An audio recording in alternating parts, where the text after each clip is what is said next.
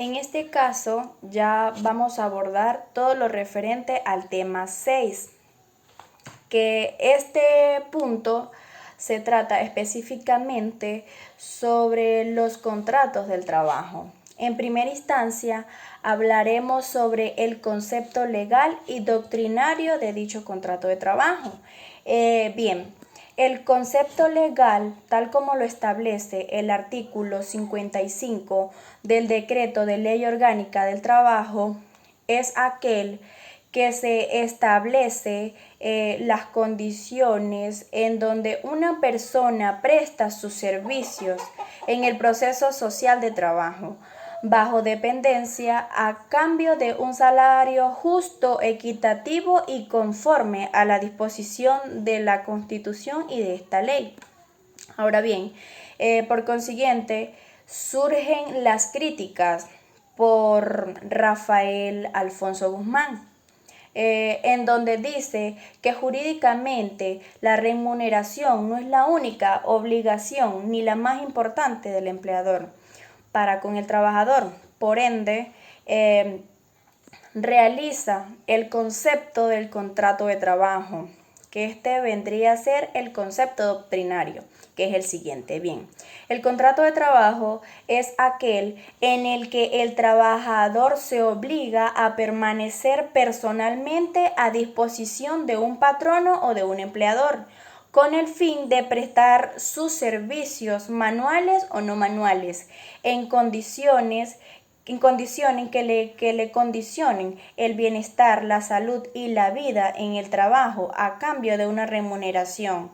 Para Rafael Alfonso Guzmán era muy importante y hacía énfasis principalmente en el aseguramiento del bienestar de la vida y de la salud del trabajador, en donde establece que el empleador no contrata un servicio de energía como tal. Él contrata a toda la persona física para que desarrolle todas sus actividades y sus destrezas. Bien, por otro lado, hablaremos sobre los caracteres del contrato de trabajo.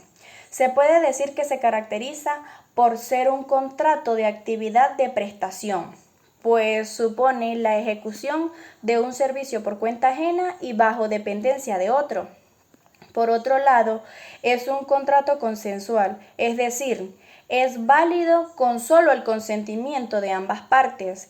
Seguidamente, para el trabajador es un instituto personal. ¿Qué quiere decir? Que recae sobre el trabajador personalmente toda la responsabilidad. También se dice que es bilateral, es decir, dos personas, patrono y en este caso trabajador. También se dice que es sinalagmático perfecto, que es de ejecución continua y que es oneroso.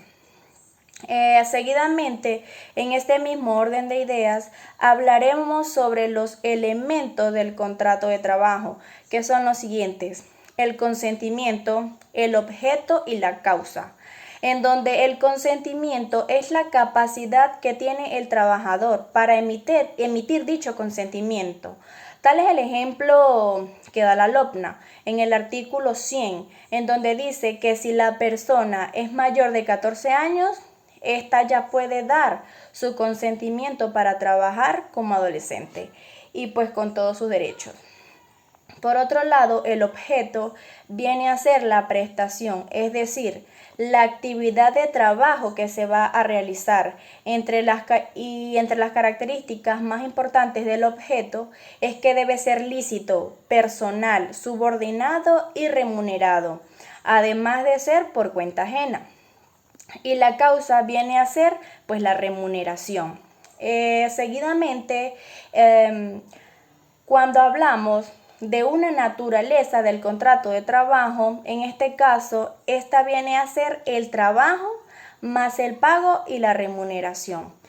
Ahora bien, en este punto ya hablaremos sobre los caracteres del objeto del contrato de trabajo, en donde principalmente establece que se contrata personal por excelencia.